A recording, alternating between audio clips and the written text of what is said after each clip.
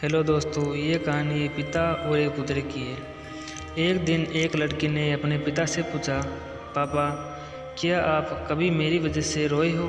उसके ऐसा पूछने के कारण ये था कि उसने कभी भी अपने पिता को रोते हुए नहीं देखा था। इस सवाल के जवाब में पिता ने कहा, हाँ, एक बार ऐसा कुछ हुआ था जब मैं तुम्हारी वजह से रोया था। यह सुनकर लड़की उस बात को जानने के लिए इतनी उत्सुक हो गई कि आखिर वह क्या बात थी जिनसे उसके पिता को मैंने रुला दिया था। इस उत्सुकता को शांत करने के लिए वह पिता का कुछ किस्सा सुनने लगी। बात उस समय की है जब तुम साथ में गई थी।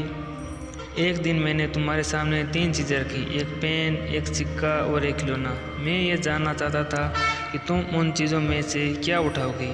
उनमें पेन बुद्धिमत्ता का प्रतीक था, सिक्का धन का और खिलौना मनोरंजन का प्रतीक था। मैं ये सब एक जिज्ञासा के कारण कर रहा था। मेरे लिए जानना बहुत रोचक था कि मेरी बेटी आगे जाकर क्या सबसे अधिक मायने रखेगी। मैं तुम्हारे सामने बैठकर बेसब्री से तुम्हारे अगले कदम का इंतज़ार कर रहा था। मैंने देखा कि कुछ देर बैठकर तुम उन चीज़ों को देखती रही, फिर घुटने के बल चलते हुए उनकी ओर बढ़ी।